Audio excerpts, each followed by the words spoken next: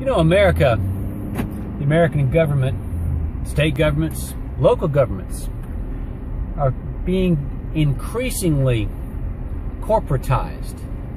Corporatization is the term I'm using here to describe the increasing influence of corporations over the policies and the workings of our governments.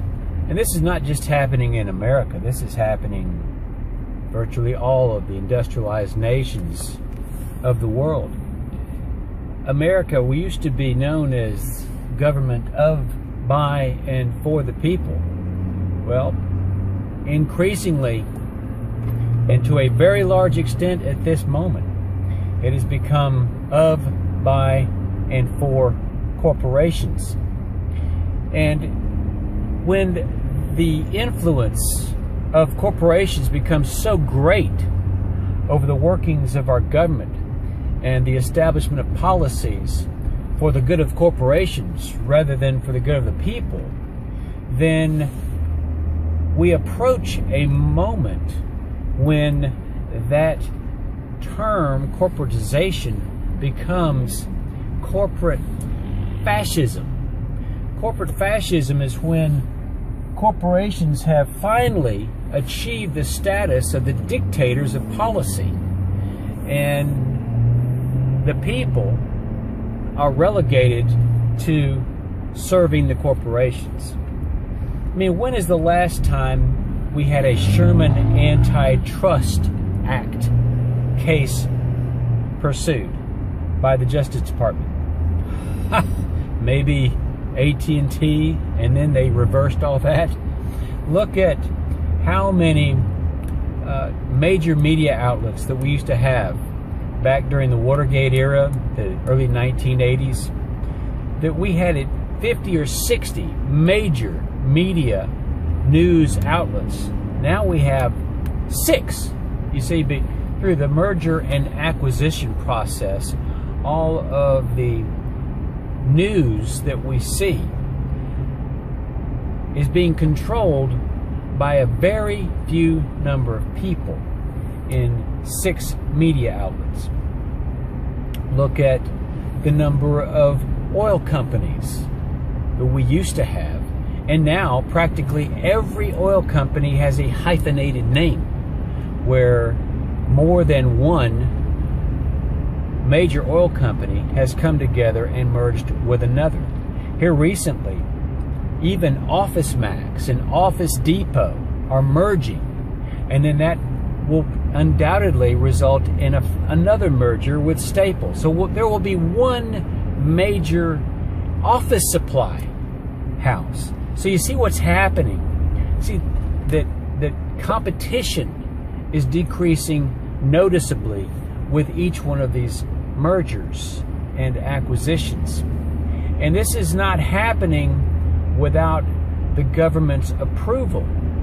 Well, why would the government approve all of this? Well, obviously, these corporations have increased their influence through the works of political action committees, the ability to give unlimited amounts of funds for particular political causes, whereas individuals, even if they could, because they don't have the funds that corporations have, even if they could, we're even limited to what we can give toward the election of any particular candidate that we like. So everything is being turned over to corporations. One of my favorite examples of this, of course, is the Federal Reserve. We have corporate money that is used as legal tender. So here the federal government creates a law, the Federal Reserve Act, and gives a private corporate consortium the franchise to create money and issue it into circulation at interest. And then over time, even the government goes broke having to use this private money.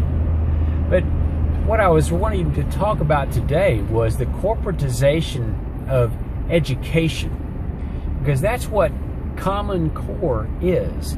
It is the education of Americans, not for Americans' sake, not for the people's sake, but really for the corporation's sake. Education of, by, and for the people has become education of, by, and for corporations. So here it is, we have one corporation, the Pearson Corporation, who will come to own all of these standards by which every American child will have to be educated. Pearson Corporation will have a monopoly on the education of our young people. Now just think about what that means.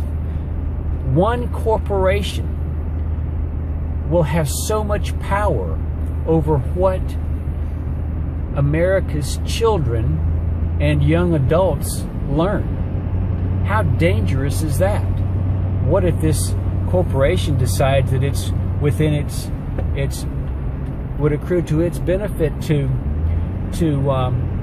change history, rewrite history, to create a different version of events that the American people, through the changing of generations, would grow to accept as truth.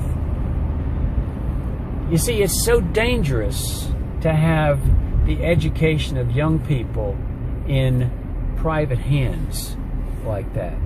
The last time that this happened, or practically every time this has happened, where the education has been taken away from the local municipalities and given to one source of education materials, what results is fascist Germany, imperialist Japan. This is so dangerous, it's hard to conceive of why and how our politicians are allowing this to happen. Yet that's what they're doing.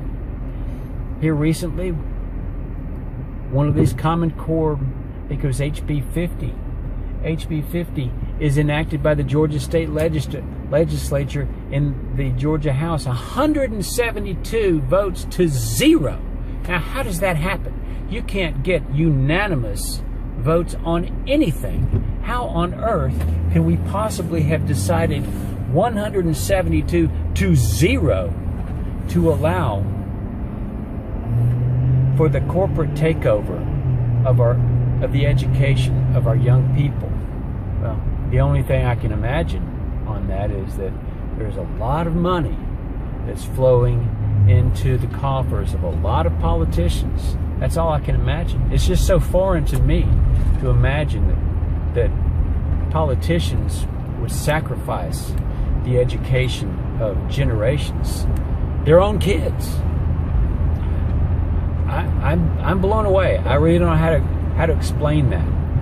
But there's something really deep-seated here, really rotten, it's really wrong, and some very powerful people are behind this. And our generations of succeeding Georgians and Americans, and really the people in the world, these succeeding generations are really going to suffer dramatically, because they're going to cease to be able to think critically. They'll be taught what to do, how to think, not to question authority.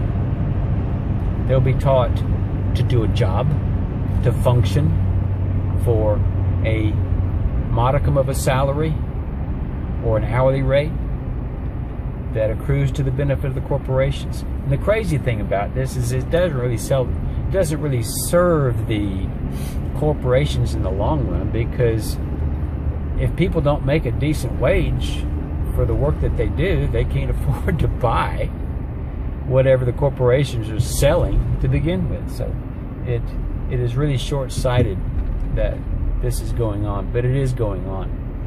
And Common Core is the route by which the children of Georgia and the children of America are going to be enslaved. If they don't, and they won't even know it. That's the crazy thing. They won't even know it because they won't know anything different. And it's a sad, sad state of affairs that our politicians would allow this to happen. Very sad. But there's a reason. There's a reason. There's a reason for this. There's a reason education sucks, and it's the same reason that it will never, ever, ever be fixed. It's never going to get any better. Don't look for it. Be happy with what you got. Because the owners of this country don't want that. I'm talking about the real owners now. The real owners, the big wealthy business interests that control things and make all the important decisions. Forget the politicians. The politicians are put there to give you the idea that you have freedom of choice. You don't. You have no choice. You have owners. They own you. They own everything. They own all the important land. They own and control the corporations. They've long since bought and paid for the Senate, the Congress, the state houses, the city halls. They got the judges in their back pockets. And they own all the big media companies, so they control just about all of the news and information you get to hear. They spend billions of dollars every year lobbying to get what they want. Well, we know what they want. They want more for themselves and less for everybody else. But I'll tell you what they don't want. They don't want a population of citizens capable of critical thinking. They don't want well-informed, well-educated people capable of critical thinking. They're not interested in that. That doesn't help them. You know what they want? They want obedient workers. Obedient workers. People who are just smart enough to run the machines and do the paperwork, and just dumb enough to passively accept all these jobs with the lower pay, the longer hours, the reduced benefits, the end of overtime, and the vanishing pension that disappears the minute you go to collect. It's a big club. And you ain't in it. You and I are not in the big club.